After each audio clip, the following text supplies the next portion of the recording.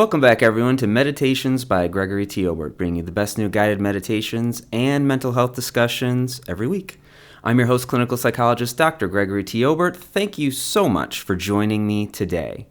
And in fact, I'm pulling a little bit of a bait and switch on everybody because rather than a meditation or a mental health discussion, just by me, I am having on somebody to talk to. We're going to have an interview today, and I am so excited to have my guest on today. So a little bit about Mr. Michael McAdams. Before we get started, he's felt a sense of destiny and purpose his entire life. A lifelong, sincere seeker of truth, Michael has endeavored to reach out with an open mind to all sources available. Brought up in the Pentecostal church, Michael's uncle was a fiery Pentecostal preacher by the name of John W. Sullivan. Although Michael has always felt more spiritual than religious, communication from the highest possible source has been his goal as he enables his mind to receive information and direction that allows him to help the greatest number of people. When the student is ready, a teacher will appear has been a very appropriate life philosophy for Michael, as his path has consistently brought him together with individuals, books, and sources of learning that have allowed continued growth and spiritual enlightenment. One of Michael's preferred books, in addition to the Bible, is the Urantia. I said that right? Urantia book. Michael offers a set of his own writings called Spiritual Parchment Prints, available on his website, Spirit Speaks. Michael, welcome to the show, and thank you so much for being here. Well, hi, Greg. Thank you for having me. Of course. I'm so excited to get into it and talk all about spirituality with you. But beyond the kind of general bio that I read for everybody, I would love to hear from you in your own words a little bit about your background and how you got on your own personal healing journey. Well, thank you, Greg. With being brought up in a foundation of faith, I was brought up in a Pentecostal household. My mother was extremely religious. My grandmother pastored a small Pentecostal church just north of Cincinnati. Again, my uncle, as you said, was a fiery Pentecostal preacher, pastor. He could move a crowd. And that was the environment I was brought up with. But we're brought up with a foundation of faith. But the great thing about a foundation is you can build on that. And there were a lot of things as I sat in church, usually in the second or third pew up close to my uncle preaching. There were a lot of things that just didn't feel comfortable, didn't sit right. Descriptions of heaven, excuse me, and hell, various sermons and stuff. I mean, the crowd was just amazed and they were moved. But I just felt that there had to be more. There just had to be. And so being a seeker, I continued to reach out, not only in thought, but in looking for books, movies, speakers, events, that sort of thing, that would take you to the next level. And it's more of a pathway, a journey, like we're all on, and we're all spoken to. I felt that I had been spoken to in thought most all of my life. Thoughts would come into your mind when you're not thinking about anything, and they're incoming. And you can tell the difference. It's a subtle difference, but there's a difference and a feel in your mind between a thought that is incoming and a thought that you think yourself. And again, people with a foundation of faith, they believe in guardian angels. Spirit teachers are more of a spiritual viewpoint. And we're given this opportunity to be able to communicate with the spiritual realm. We're born with it. It's an innate ability. And people will be driving in a car down the road and they get a thought and it says, I'd slow down up ahead if I were you. Where did that come from? So you're obedient, you slow down, you top a little rise in the freeway and there sits the State Highway Patrol. Or you're approaching an intersection and you don't get hit by that dump truck that ran the red light.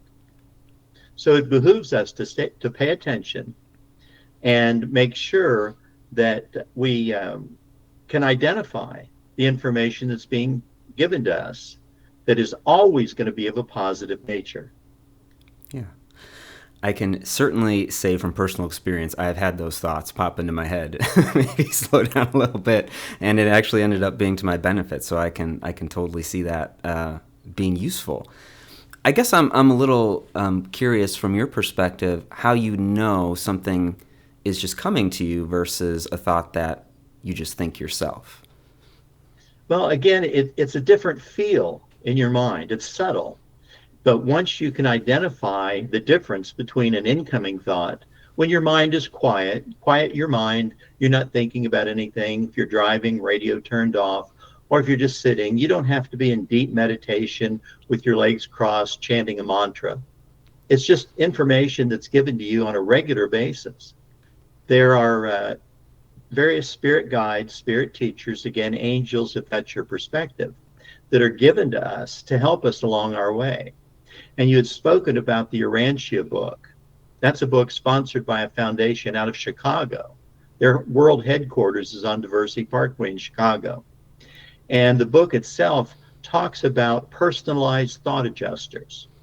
And that at the age of our first moral decision, when we make a decision that shows that we know right from wrong, usually 4 to 4.5 years old, that we are then assigned a personalized thought adjuster, spirit guide, spirit teacher, guardian angel, and that adjuster will stay with us for life, will help us, guide us, direct our thoughts along the way.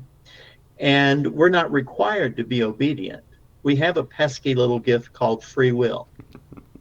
And we can accept or reject any advice, guidance, direction, or support that we're given.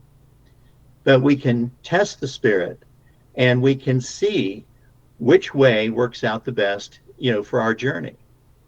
And there are people that make a decision and they'll go forward with it. And they'll say, when it doesn't work out right, they'll say, well, I knew I shouldn't have done that. I was told I shouldn't have done that. And I did it anyhow. And any information that comes into our mind from a spirit guide, spirit teacher is always going to be positive in nature. And people say, well, how do I know that no negativity or negative entity might slip in and try and sway me one way or the other? And I advise people, I say the best way to protect yourself is to establish a filter, an aura of protection. Mm-hmm. And the best way to establish that filter, I believe, is through various affirmations. Mm-hmm. And an affirmation that was given to me so long ago, I don't remember when I didn't have it. It just came into my mind. And it said, let no thoughts, ideas, or information be made known to my mind that does not come from God or his direct representatives. And you can say that or think that rather as many times as you want. You can even say it out loud if it helps. But let that be your filter so that no information, no negative information that would come into your mind is not of something that will be beneficial to you or your situation. If anything negative does slip in, you simply encapsulate it and send it out into the deepest part of the universe. Just reject it because it has no influence or impact on your thought system. What a beautiful affirmation. It reminds me of a lesson that I heard from someone that was talking about receiving negative energy as it comes in. It's almost like it comes in an envelope, but we're not required to open that envelope. In fact, we can just take it and throw it away if we want to. And it sounds like with your I liked it a lot too. And so it sounds like with what you're saying with your affirmation, you can just take that negative energy, cast it out into the deepest, darkest parts of space, and continue to live your life the way that God would want you to, which is happy, healthy, and holistically, I guess. And you may be connected, deeply connected with your own spirit guides and spirit teachers. That doesn't mean you're not going to have car problems.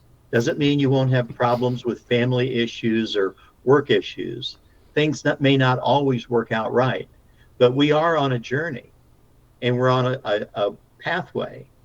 And sometimes we're just required, based on our choices and decisions, to go through things that maybe test our resolve, test our courage, test our commitment to whatever it is that we're trying to achieve here in life. Yeah. Life is a journey. Ain't that the truth? And something you said earlier that I'm a little interested in as well, growing up in a pretty religious household, at least with that fiery Pentecostal preacher, it strikes me as you'd have quite the, I don't know if rigid is the right word, but at least firm beliefs around how the world works, how God works. And you mentioned earlier, some of it just didn't really jive with you. And so I guess I wonder how you moved from more of a formalized religion to maybe where you're at today, if that's a fair way to categorize that. Sure. For some reason, and I just believe it's just my own thought process, I've always had an open mind. And we know the story, we have that foundation of faith. But I had someone else ask me, they said, what is it do you think about religion? Especially people with hardcore Pentecostal or Bible based, where nothing else outside of the Bible can possibly be true. It has to adhere to those guidelines. And I have always felt that organized religion, even though that is a foundation of faith and definitely a good way to live your life, it tends to be confining. It doesn't seem to want to allow you to be able to look beyond that and see that a spiritual realm, an actual spiritual realm exists on the other side of this physical plane. Now, those with the foundation of faith would call that heaven, but I believe the spiritual realm is much more than just a place called heaven. And we're separated from this spiritual realm by a veil, a frequency, a vibration. We don't really know what the medium is that allows us, when we cross over, to enter this spiritual realm, which is adjacent. It's not up there somewhere above the clouds. It's right next to us. I mean, it's just right there. And I tell people there is no death. We never really die. It's just graduation. We ride around in these bodies the way we ride around in our cars. These bodies are just a vehicle to negotiate this physical plane. Without this body, we couldn't be here interacting, making decisions, and taking the journey that we're required to take based on the set of parents that we've been born to. Mm-hmm. Which is fascinating that you're bringing all this up, because as we record this, I'm actually reading for the first time A Course in Miracles, which says a lot of similar things that you're talking about. I wonder, though, having that open mind and kind of going on this spiritual journey that's a bit different from the formalized religion, I wonder how family, friends may have taken that when you started to go down that path. Well, my mother, again, was extremely religious, brought up in a strong Pentecostal household. And she knew some of the information that I was involved in, books I was reading, events that I was going to. And she wasn't really sure. She was a daily reader of her Bible. And I asked her one time, I said, Mother, I said, can you have an open mind? And she thought for a second, and she said, yes. She said, I can have an open mind. So I started introducing her to some of this material. I actually participated with a group in Cincinnati called Psychic World, and I did psychic readings for people for about a year and a half. It was a monthly meeting. And I had a table. People would sit down at my table, and I did what's called psychometry. And that's the ability to hold rings, watches, keys, anything that carries a person's vibration. I had a legal tablet. They would sit down at my table. I wouldn't pump them for information, engage in conversation, trying to deduce anything. I would just ask their first name. And they would tell me, give me something to hold. I would relax my mind, and I would start to get a message for them. Sometimes full page, page and a half. When it got to the end, it would stop. I'd read it to them. Sometimes they'd cry. And it was more confirmation as to what they were going through rather than actual prophecy. And I didn't really believe that I was doing anything special. It just came naturally, being able to open your mind, relax your mind, and accept what was being given with, again, that filter of protection. And we're all capable of doing this. We're all spoken to. You think about a loved one or a friend, and 10 seconds later, the phone rings. Did they get your vibration or did you get theirs? You don't know which way it works. So, that ability, I believe, is innate within all of us. And what you're doing and what I'm doing is really shining a flashlight on a path. There are people that have gone off the path, gone off in a tangent, and they're not really happy about where they are in life. Saying, well, how did I get here?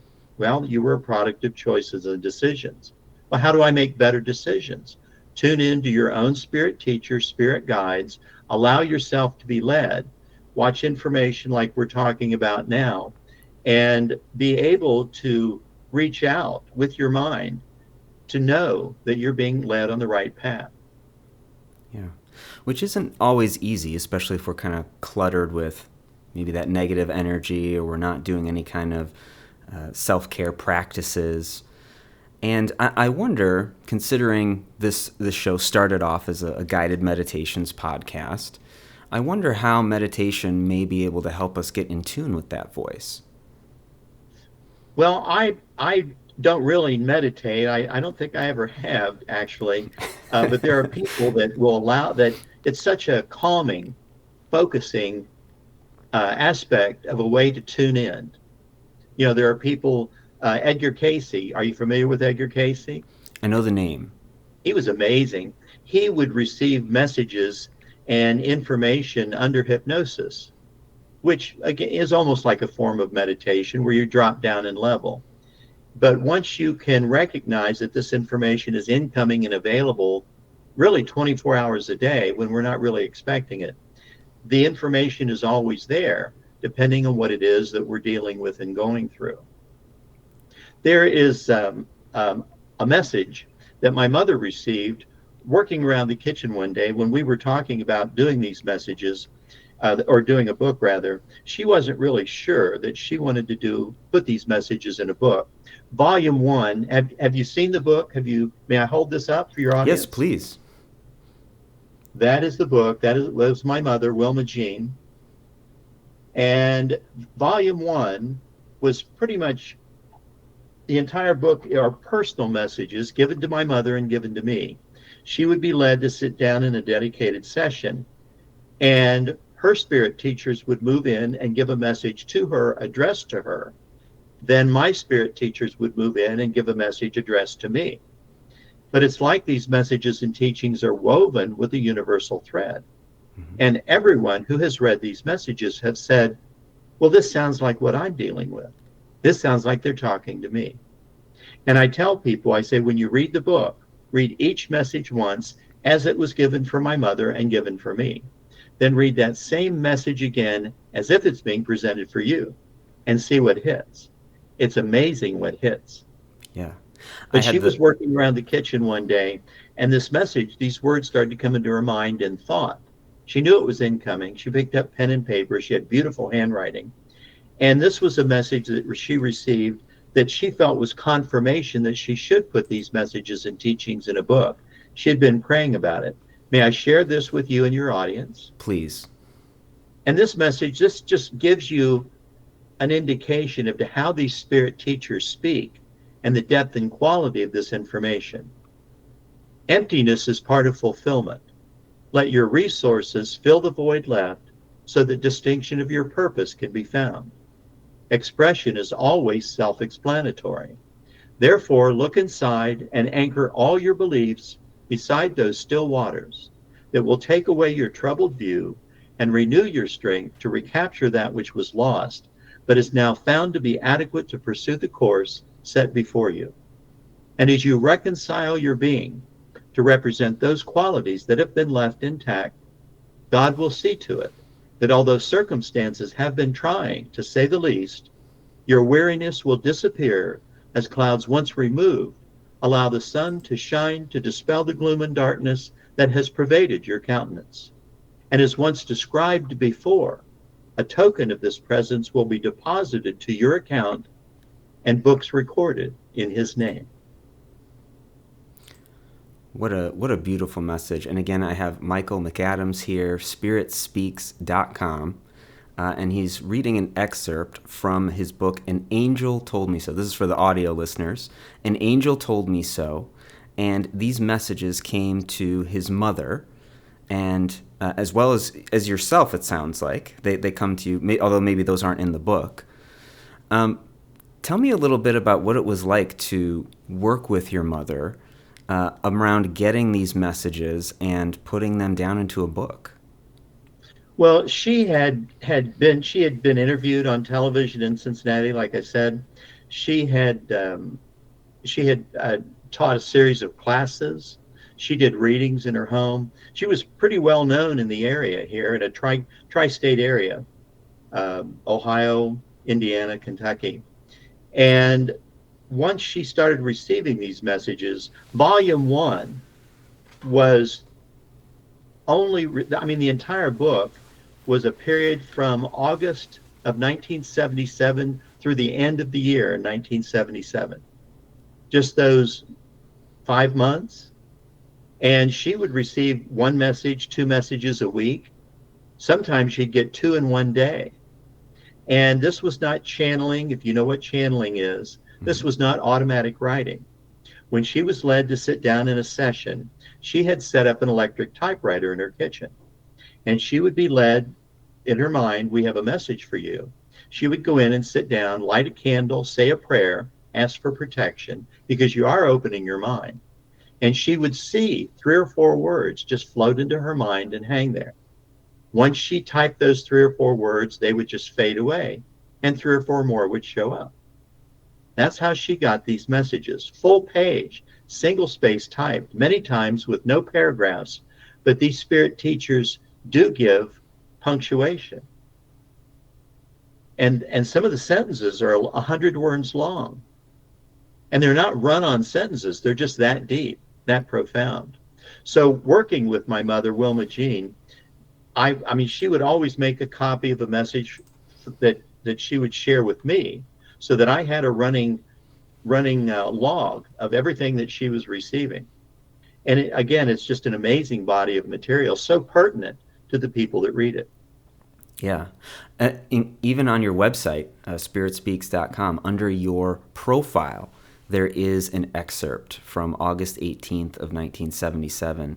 And as I was reading it, I was thinking to myself, maybe I should read it kind of like it's coming to me, even though it didn't really come to me. And what a gift you can give people by reading these excerpts in that particular way. It's truly amazing what kind of emotions and peace in particular tend to come from them. I'm a little curious. You know, you talk about having an open mind. You convinced your mom to have an open mind, although there are, of course, a lot of other people out there that might not have such an open mind. Maybe they're afraid of changing their spiritual beliefs. And I wonder what kinds of mental or spiritual challenges you see those people facing if they kind of continue to stay on their path versus if they, well, have an open mind. I know a lot of people that I've talked to, extremely religious, daily reader of their Bible. And if it's not in the Bible, they don't want to hear it. There are so many people and they're afraid, well, you may have a good point, you may be right, but what if you're wrong? I don't want to take a chance. I don't want to go to hell. I don't want to go to hell. And it's just really realizing that the whole purpose is of Jesus's life on this planet. Think about the mindset of the people that he lived with and dealt with. Think about what he knew that he couldn't possibly share. They would have thought he was nuts.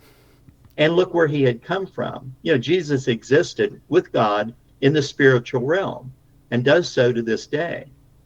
And Jesus incarnated into the body of the baby born to Joseph and Mary. We do the same thing. We're born to a certain set of parents in a certain social station for whatever it is that we're supposed to learn in this lifetime. And look at the people living lives on this planet that you and I would believe is hell. I mean, look at the drug addicts living on the street in LA and San Francisco. I saw a news clip recently of an individual dressed in, jeans and a sweater, was found dead laying on a sidewalk in LA. Still had the aluminum foil in his left hand of the drugs that he'd taken that killed him. And he'd been laying there for a number of hours. They'd called the police, but no one had been out yet. And the choices and decisions that he made throughout his life that led him to die on that sidewalk, self-induced from drugs. Possibly that was hell for him. Was he sentenced to that life? And is he going to be given another chance? Born to another set of parents, to another social station? I believe it's possible. We won't really know for sure until we cross over. But again, this life is a journey. And I agree with you that these messages, that they just seem to be so pertinent and personal to everyone that reads them. Now, not everyone is going to have the same life situations. Wilma Jean, my mother, went through a divorce. I've gone through a divorce. But the general tone and teaching in these messages, I've had people cry saying that that it just hit them so hard when they read the message, because it was like, how do they know? How do they know what I'm dealing with? How do they know what I needed to hear? Yeah. And I hear that a lot. As you're talking, recently I've been getting served on YouTube a lot of near-death experiences. I don't know if you've ever listened to any of these or not, but a lot of them tend to have the same sorts of experiences where there's just this pure joy, this pure bliss that happens on the other side before they kind of get ripped away from it, get sent back into their body.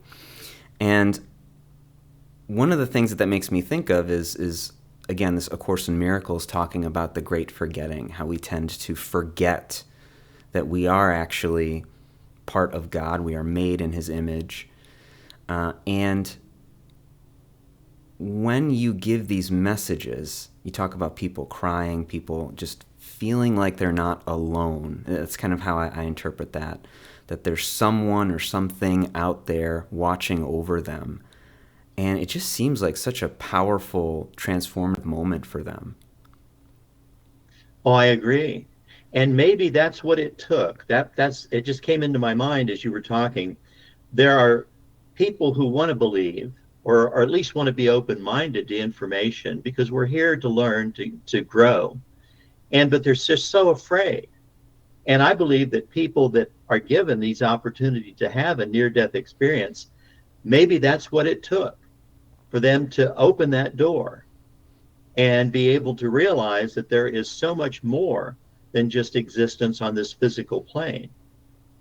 And, the Bible, says, ask and you shall receive, seek and you shall find, knock and the door shall be opened. Well, each of those three statements require a positive action on our part. If we're not willing to ask, if not willing to have an open mind and at least ask, why would we be given the opportunity to receive? If we don't seek, if we don't try and find what else might be available, then we're not going to be led. And if we don't knock on the door, I want to know. I don't do a whole lot on Facebook, but recently I saw a post and it said, I don't want to just believe, I want to know. And we have been told to just believe, just have faith for 2,000 years. And people, again, the mindset that we have today, the people that Jesus lived and served and walked with, they had no comprehension of vibrations, frequencies, dimensions, even the breadth and scope of the physical plane, this physical universe. The Earth sits out on the outer edge of the Milky Way galaxy, out here in the low rent district of the universe. Earth could be a punishment planet for all we know. Third Rock from the Sun. I always liked that TV show. If you remember Third Rock from the Sun. I do. And the Milky Way galaxy is 2,000 light years across. That's 186,000 miles a second times 2,000 years. It's 1,000 light years thick. The next closest galaxy is Andromeda, and that's 30 light years away. Well, thanks to the James Webb Telescope and Hubble, the James Webb Telescope has photographed galaxies 7,000 light years away. And there's trillions of potential, galaxies and then planets with societies, civilizations, and who knows? I mean, we just don't know, but I believe, it's certainly possible, or probable rather, we're not alone. But they say that when aliens drive past the Earth, they lock their doors. So, we just don't know. But to realize, I actually recommend 2 movies that I tell people will open portals in your mind and give you a perspective of existence on this physical plane. in relationship to the spiritual realm. May I share those with your audience? Please do. These are older movies. One is called Defending Your Life. I don't know if you've ever heard of that. Defending Your Life. It has Albert Brooks and Meryl Streep in it. Okay. There may be other movies with these same names, so you want to get them with these people in them. And another movie is called Always, and that has Richard Dreyfuss and Holly Hunter. Okay. And they will give you a perspective of what it's like to cross over. Which I imagine is really fascinating. It sounds like it, since you're recommending them. It's funny you mentioned aliens locking the door, because my wife and I are watching X-Files right now, and I could see why they'd lock the door considering what happens on that show. I like the X-Files. The older ones with Mulder and Scully, Yes. were the best ones. Yes. Once they got later and they Mulder wasn't on the show. Are you watching on Comet? We're watching on Hulu, so we're going very slow. I think Oh, we're okay. season Well, 4. if you get the Comet channel, there's a channel called Comet, and it's actually available off a regular antenna. Oh, okay. But Great. I have, it's the older ones are better, but it's really well done. On my website, if I may, Please. there is a television interview. We talked about that earlier. There's a tab at the top for a television interview that Wilma Jean, my mother, gave in Cincinnati. You can scroll down and watch that. She's the pretty lady in white on the left. And posted on her interview is a message from volume 2 of the book. I'm actually looking for a new publisher. And this was the only time in a session where she was led to sit down and receive. 2 different spirit teachers moved in the same session, gave 2 different messages, and signed 2 different names. And it was obvious that the second teacher was a different teacher than the first, because the whole cadence and phrasing of the message is different. This first teacher's message is just a little more than a long paragraph. May I share this with you and your audience? Please do. So this is, again, how they speak. And the depth of these teachings, to me, is just amazing.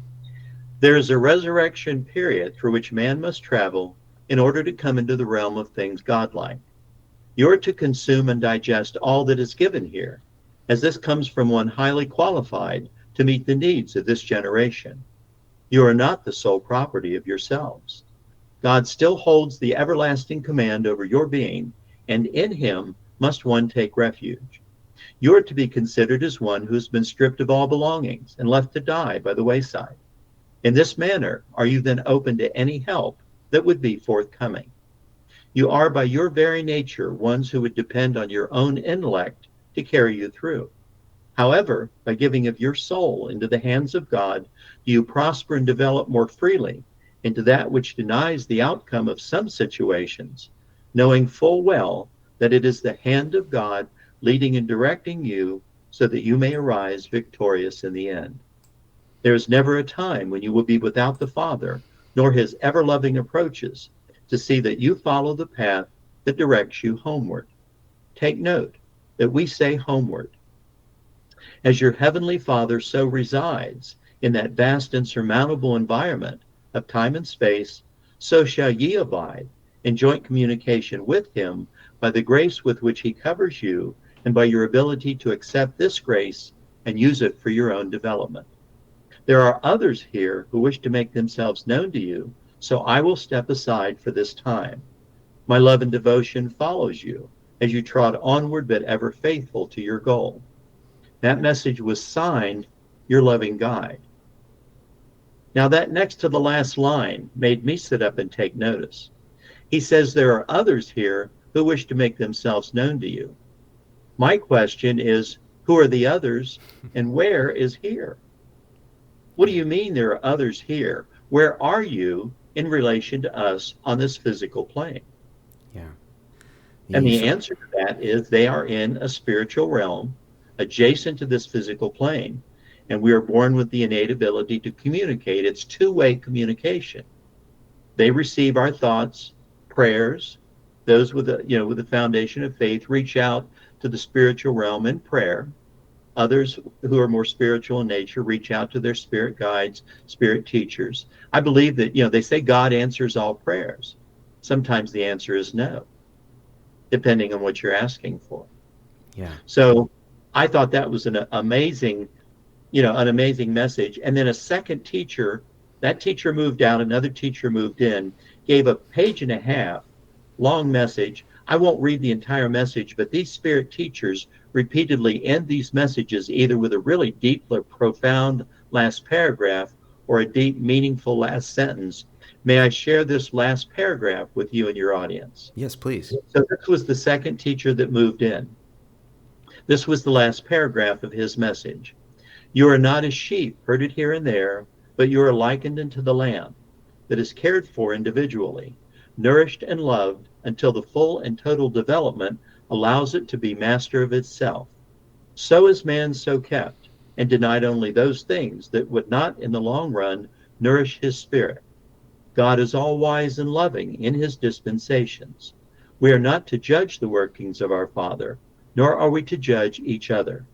Work always to improve your own beings, for in the end time there lies your soul, with all the nourishment that you have given it, totally dependent upon the outcome of your intentions. And that message was signed, your loving spiritual teacher. What beautiful words to come through, and what great lessons too. I believe it was in the interview that I watched with your mom on your website, again, spiritspeaks.com, and they talked about desperation. Desperation being that point where that's where we're more open to receiving some kind of guidance. And maybe this is a clumsy connection, but I tend to liken it back to what I do on my show, what others do when it comes to meditation. This idea of hitting a point where you say, I'm willing to surrender. I'm willing to let go. I will listen to a meditation. I will go to somebody for help. I will just do whatever needs to be done to try to get some sort of healing to happen. And it's usually in those moments, I think, that so much growth can occur. In fact, in my day job, what I tend to do is work with PTSD, specifically with veterans. And the amount of times I hear it was so difficult for me to even walk into the building because who the heck wants to talk about the worst things that have ever happened to them? And as you can probably relate to being a veteran yourself, sort of the military mindset of, well, I just got to figure it out. I just got to get it done. Yet it's in those moments of desperation, they're able to kind of surrender a little bit, go to a treatment team and get some help. And that's just for medicine. I mean, imagine what can be done for any of my listeners, for you, for me, when we just let go and kind of surrender to the messages that God and our spirit guides are sending. Oh, I agree. And those interested in going into meditation, they're seekers. They're seeking additional information, seeking a path, seeking a way to know more than what they know now. And not to promote my own work, but I believe these messages and teachings would probably help a lot of the veterans that you're dealing with, to give them not only hope, but direction. That this information is available. They may feel alone, possibly, that nobody understands or nobody can be in their mindset and deal with what they had to deal with, what they had to see, what they had to feel. But the information is available. And the bottom line is that we're just not alone. We're not alone going through this lifetime, this journey by ourselves, but we have help. We have associates. We have spiritual teachers. Again, angels. Look at the people that have a parking spot angel. And I talk to so many people that say, yes, I have a parking spot angel. And when I'm going somewhere and I need to get up close, I ask, and lo and behold, there's a spot available. That's a spirit teacher, spirit guide, helping you out. And those are the people, one of the levels, spirit guides, spirit teachers, master teachers, and then you get into ascendant masters and even higher levels above that, where you're leading up to God in the spiritual realm. So this information that we're given in these messages and teachings, I believe, allows us to walk a pathway of higher learning and closeness, be more close to God and his direct representatives. Yeah, I agree wholeheartedly. I also am a little curious. I mean, you've given me and the listeners so much great information, particularly around intuitive messages, surrendering, trust. I mean, your book is just so fascinating. And again, I highly recommend people go check that out. An angel told me so. And I guess I wonder, I can't help but bring up this notion of fear. Fear around being open to new experiences, fear around changing, fear around doing something different. And I guess I wonder if there's one thing, I know this is probably such a, is a complicated question, but if I can boil it down to something a little bit more simple. If there's one thing you would recommend to listeners, maybe thinking about changes, but just still kind of afraid, what would you encourage them to do?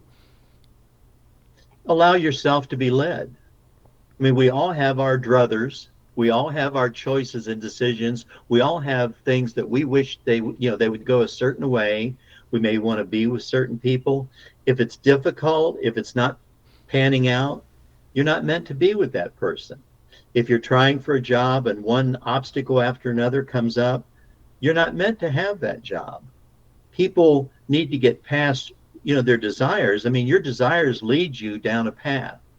And as long as that path is a direction that is positive for you, then you can want and think anything that you want, but at least be open to alternative choices and know that there's information there, that you're not alone, you're not in this lifetime alone, and that the ability to be able to tune in and receive this information without fear, without thinking that some negative entity is going to come into my mind and cause me to do something I don't want to do.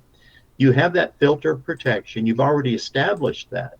Just relax your mind, accept what is being given, and then decide which way you want to, turn your direction toward and deal with the situation in the manner that's suggested. Yeah. Which can be scary. It can be scary to let somebody else lead, especially if we're just full of fear. And yet, counterintuitively, we kind of have to take the leap and trust a little bit. Well, and then you also need to know that it's not somebody else leading you. It's a spiritual teacher, a spiritual being that not only knows what you've been through, but knows what's coming based on your choices and decisions. They know, they really know. When I was first looking for a publisher, I was on a number of different publisher websites. One of the websites I was on asked questions about your work. One of the questions was, what makes your material unique? Why would anyone want to read this? Great question. And I was sitting where I'm sitting right now at my computer. I didn't really even ask for an answer. I just relaxed my mind, and an answer started to be dictated to my mind. It was 12 lines long, and I just typed it down. When it got to the end, it stopped. And this is not an answer that I would have come up with, but I thought it was extremely moving. May I share this answer with you and your audience? Yes, please. And again, we're all capable of receiving in this manner. I just relaxed my mind, again, didn't ask for an answer, and this is what I was given. The uniqueness of any material is in the manner in which it touches the soul. An open and searching mind pulls the soul and the body in which it inhabits onward and upward with hunger and determination in its quest for spiritual nourishment, ever mindful that the path upon which we walk is the path toward God. Lives lived, experiences endured, goals accomplished, and loved ones lost are all encounters upon that path. Strive always for the highest possible communication with our Heavenly Father. Believe in yourself, as the Father within you is guiding, leading, directing, and comforting you upon this journey that we call life. Blessings be upon you as you walk your chosen pathway. That would certainly catch my attention if I were reading an answer to a question about what makes your book unique. And when I received that at the end, I just paused for a moment because, like you said, it just hit you hard. And I said out loud, "Thank you, Spirit." And that was one of Wilma Jean's, my mother's favorite expressions, when she would be given information, when she would be led, when she would have been told something was going to happen and it turned out exactly the way she was given. She would always acknowledge and say, "Thank you, Spirit." And these spirit teachers, their joy is in our recognition of their existence. They are here for us, assigned to us, at least one. Some may have more than one. It just depends on your level of spiritual advancement and maturity. But they are here for us, and that is their duty, their job, to help us along our way. Yeah. And for What? people who are, maybe concerned or afraid, well, in case you're wrong, well, establish your filter of protection, test the spirit, and see which direction that you're given works out the best for your situation. Yeah. What great advice, and it circles back to that phrase that keeps coming up for you in your life. When the student is ready, a teacher will appear. And if we can make ourselves ready, if we can give it a go, just try it, see how it And goes. trust the spirit. Don't just test the spirit, but trust that these spirit teachers are here for you. And then if you want to decide to do something different than what you're suggested, see how that works out. If you're not happy the way it worked out, then you'll learn the next time to maybe pay more attention. Yeah. It makes me think about, if someone gives you one of those cartoon bags full of money and sets it down next to you and you say, oh, I'm not going to use that. Let's use our spirit guides. Let's take advantage and learn. They can help us along the way, whether it's getting an intuitive message that's going to give us some peace or just a nice parking spot when we need it. And they want us to be happy. They want us to be successful. They want us to not have detrimental influences upon our life. And the information, like I said, sincere seekers of truth, put out a vibration that will allow you to be led to books, movies, events, speakers, anything that's going to further your advancement in this existence. Mm-hmm. And I have some extra additional movies that I'll share with you here when we get off the recording. But the Defending Your Life, and Always, and one more, actually, it's family friendly. There's a movie called The Last Mimsy, Mimzy. Mm-hmm. Are you familiar with that movie at all? I am not. It's a movie about these two children, brother and sister. They find what they think are a box of toys on a beach. They turn out to be artifacts sent back from the future by a scientist. And this little girl, you talk about someone who is well above her age in intelligence. Scary smart, not just Mm-hmm. smart, but aware.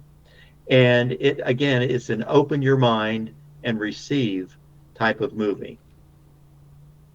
Okay, well, I'll have to put it on my list to watch. So thank you for the recommendations. Not a problem, Greg. Thank you. Michael, as we sort of wind down here, are there any other things that maybe I haven't asked about that you think would be useful for my audience that, like I said, we just haven't touched on yet? Well, in the meditations that you offer, and for anyone wanting to connect with their own spirit teachers, the best thing that they can do is ask to be led. Ask for protection, and then ask to be led. Not necessarily from one day to the next. It's not like you can't make a decision on your own without asking. You're not required to obey, and you have free will. But just be led on a path, on a journey. And time, really, there is no time. It's just a journey. We're on a path.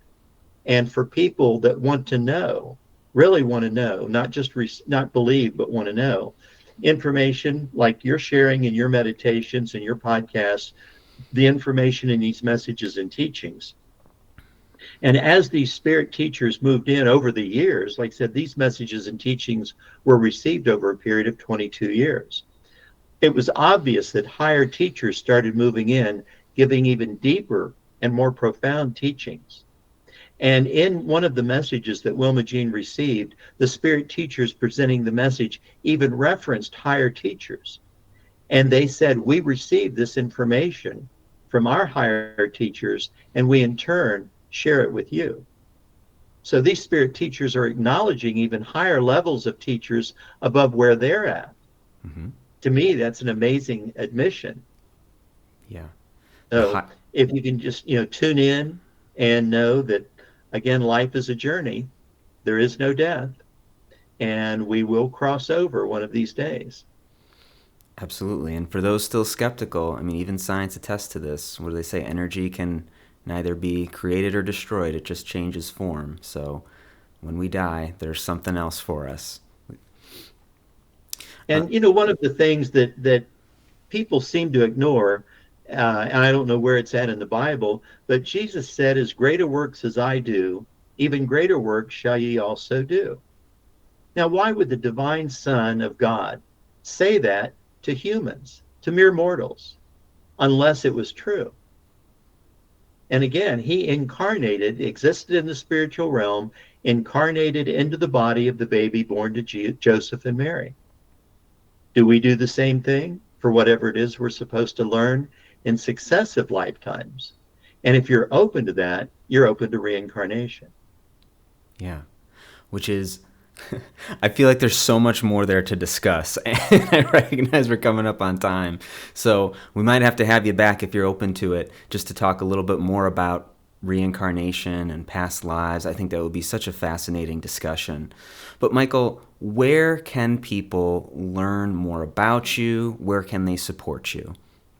Well, the book itself, An Angel Told Me So, is available on my website, spiritspeaks.com. There's a lot of additional information there. The book is available through Barnes and Noble. Any Barnes and Noble store across the country can order it. Ingram is my national distributor. So if you have a favorite little independent bookstore that you like to deal with, they all order and deal with Ingram.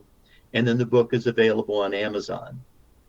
But along with the movies that I shared and these messages and teachings in the book, I have a contact page. If any of your listeners would want additional information or have any questions, I always respond to the contacts that I receive, and I am happy to, share anything that would help any of your listeners along the way.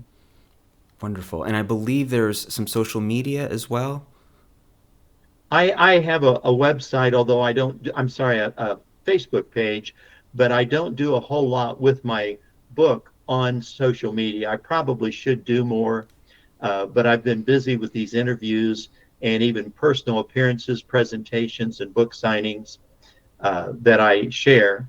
So the best way would be, through the website, and then just pick up the book and see how much of it so applies to what you're dealing with in your lifetime. Wonderful. And all those links are in the description. So if you missed it, click the link below, spiritspeaks.com, and reach out to Michael. I'm sure he will do wonderful work with you and be able to help you out. And check out his book, An Angel Told Me So. Michael, thank you so much for joining me today. It's been such a pleasure. And for those that are still here, who've listened to the whole thing, thank you so much. We'll be back next week with another guided meditation. So until then, be safe, be well, be powerful.